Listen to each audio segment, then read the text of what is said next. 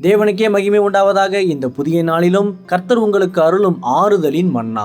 நான் உன்னை உலக மாயையிலிருந்து விடுவித்து ஆவிக்குரிய நித்திய பொக்கிஷங்களால் நிறைத்து ஆசீர்வதிப்பேன். 2 கொரிந்தியர் 4:18. காணப்படுகிறவைகள் அநித்தியமானவைகள், காணப்படாதவைகளோ நித்தியமானவைகள். கிறிஸ்துவுக்கு பிரியமானவர்களே, அழிந்து போகும் இந்த மாயையான உலகத்தின் காரியங்களையே தேடி தேடி உங்கள் நிம்மதியை நீங்கள் முழுமையாக இழந்து தவிக்கிறீர்களா? கவலைப்படாதீர்கள். அழிந்து போகும் இவ்வுலகத்தின் தற்காலிகமான காரியங்களை நாடாமல் என்றென்றும் நிலைத்திருக்கும் உன்னத ஆவிக்குரிய காரியங்களில் நம் கவனத்தை முழுமையாக பதிக்க வேண்டும் என்று கர்த்தர் எதிர்பார்க்கிறார்.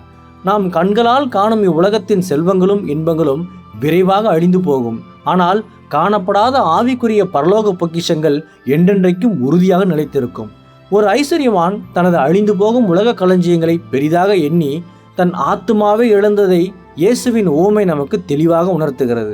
ஆகவே உலகத்தின் மாயையான பொருளாசைகளை இன்று முற்றிலுமாக கைவிட்டுவிட்டு அழிவில்லாத தேவனுடைய நித்திய பரலோக ராஜ்யத்தை நாடி தேடுங்கள். கர்த்தருடைய மகிமையான பிரசன்னத்தையும் பரிசுத்த ஆவியானவரின் அபிஷேகத்தையுமே அனுதினமும் நாடி தேடுங்கள். இவை மட்டும்தான் நித்தியத்திற்கான ஒரே வழி. கர்த்தர் தாமே இந்த வார்த்தைகள் மூலமாக இன்று உங்களை ஆறுதல் படுத்தி ஆசீர்வதிப்பாராக. ஆமேன். அல்லேலூயா. ஜெபிப்போம்.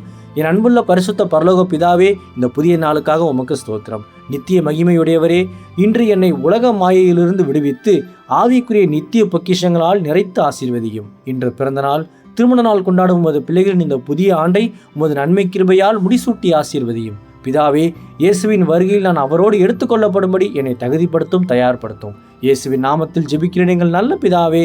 ஆமேன். மாரநாதா.